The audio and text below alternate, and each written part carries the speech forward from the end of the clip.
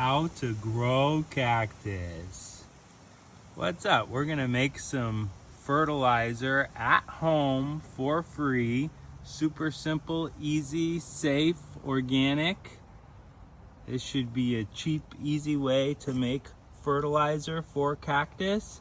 And we're going to be specifically talking about San Pedro cactus. This particular type in front of us is TBM. That's the abbreviation for Trichocereus bergesii monstrose. And it'll work what we're making to add to our water. The fertilizer would also work for Echinopsis or different cool hybrids or lobivias. So let's just check out a couple cool San Pedro cactus before we hop into this thing. My name's Dave. Yeah!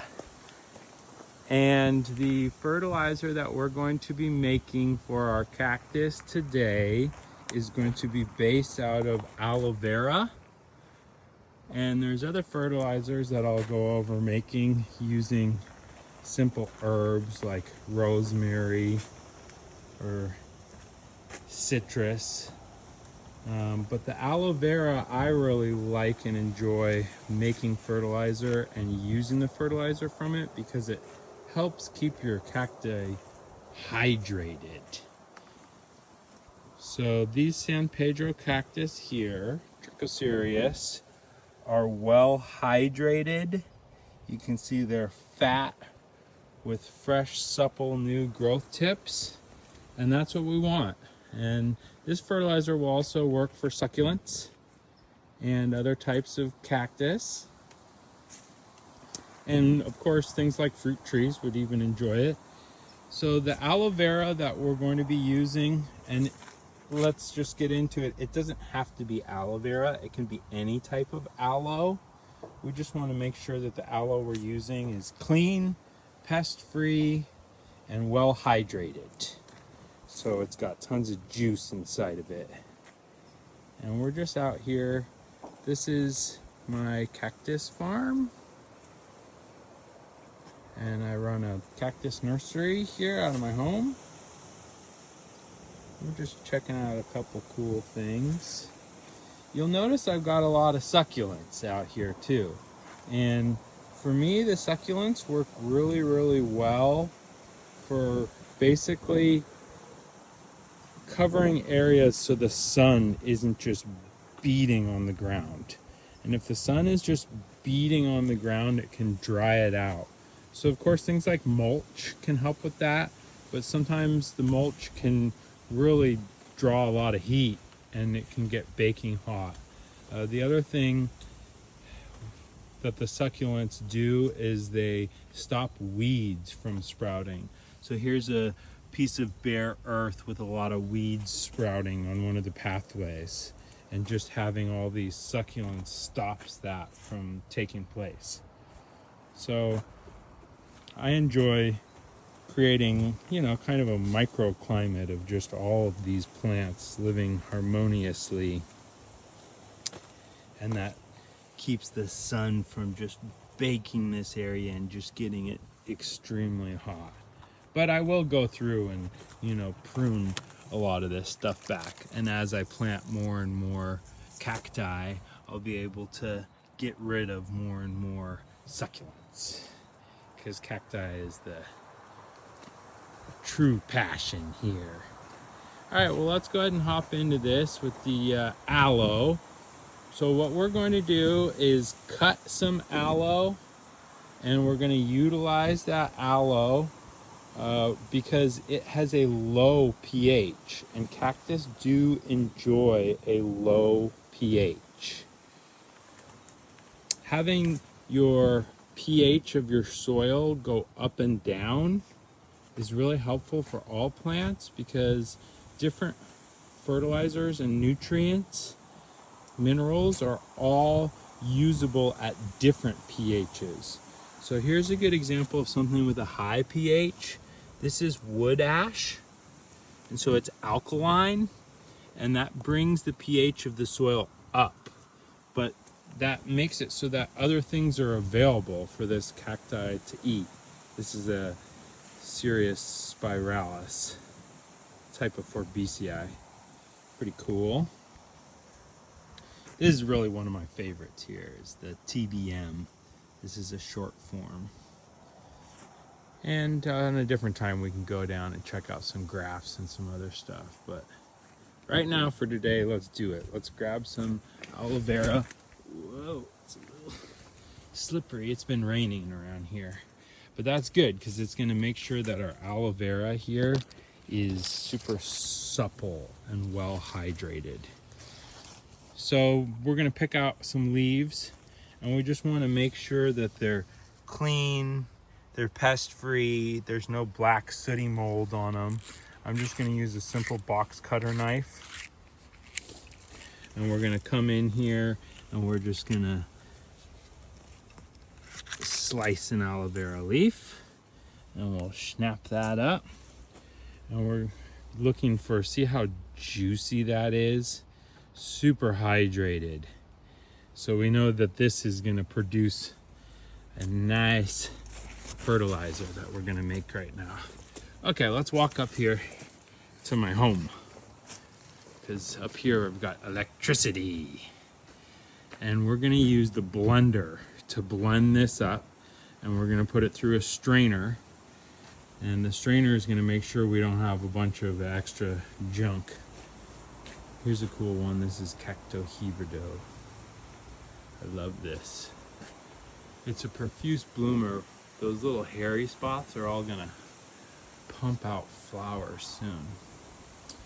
So while I've got this aloe vera in my hand, this juice actually stains. So I'm making sure not to drip it on my clothing, and I'm not dripping it on the concrete in front of us. Here's a myrtillo cactus.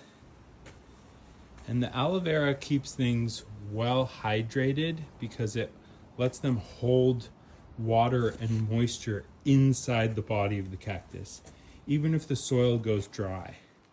So they don't get sucked in and shriveled up as much because they're being watered with the aloe vera. Now I'm just gonna race across the concrete so I don't drip it and stain the concrete. And I've got a strainer, a bucket, and a blender. And that's really all you're gonna need to do this. I'm just gonna show you, inside my blender, I've got a little bit of water. You can just use plain tap water. My water is well water. And that little tiny container now has my plain well water.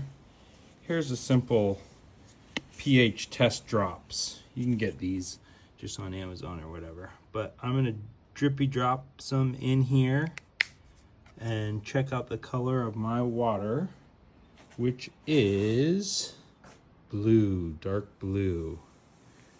So the pH of my water is 8.0 to 8.5.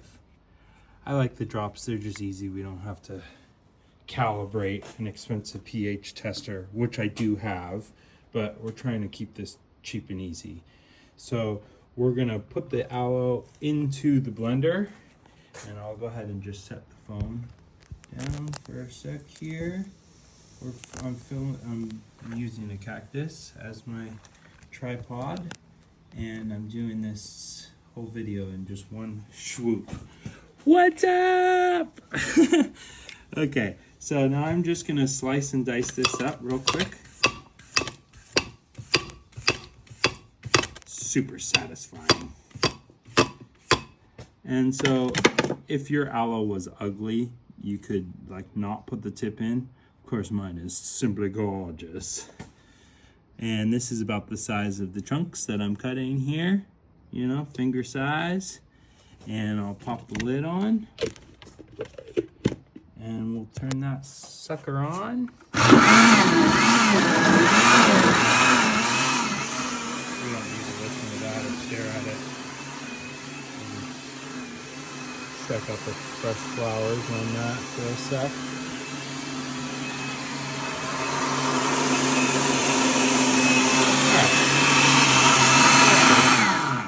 It's about a minute. too long. So now we're going to take this frothy jambalaya, and we're not going to pour this directly on our plants. What we're going to do is take our jug here, and we're going to pour that through a strainer.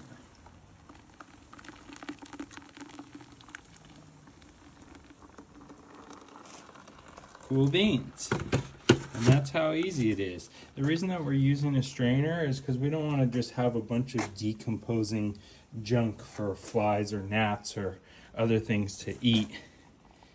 And now we'll take our little tester here.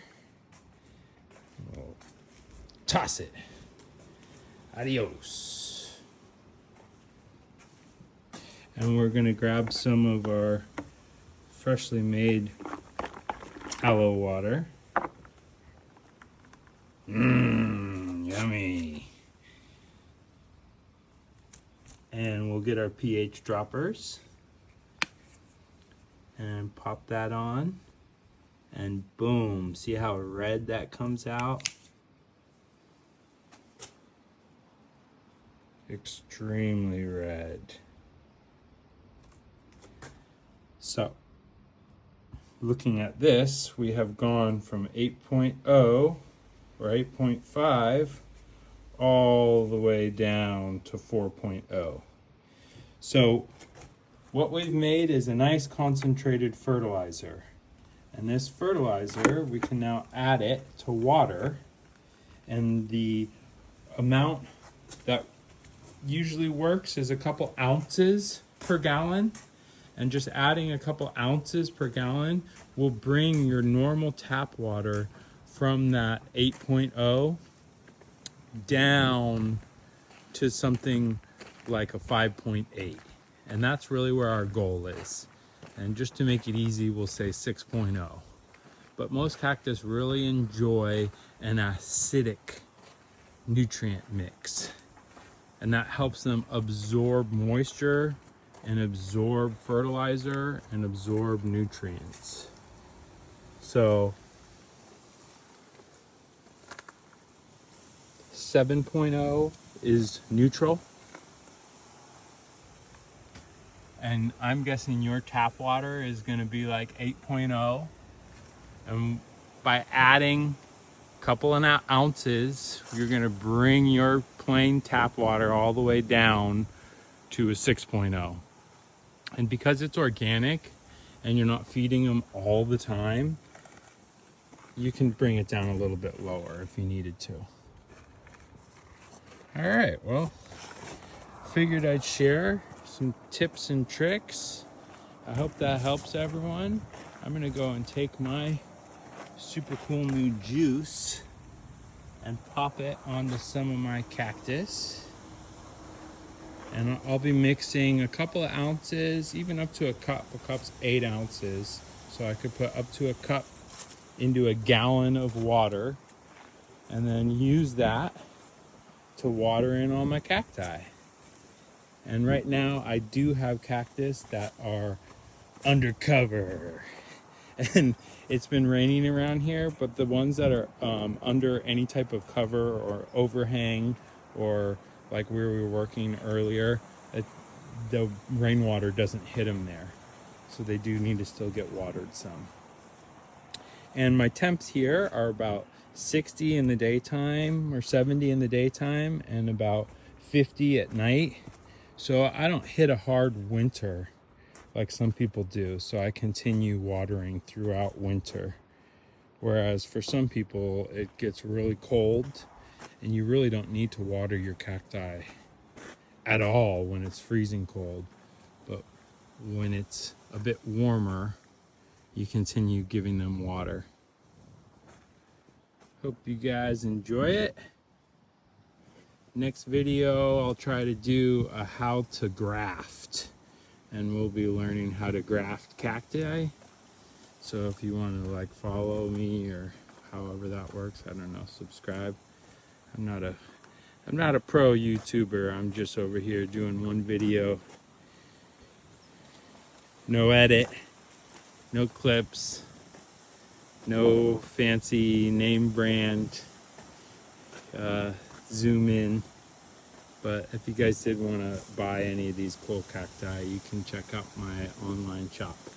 I hope everyone has a kick-ass day. I enjoy being here, and I hope you guys enjoyed the video. See you soon for how to graft cacti. Cheers.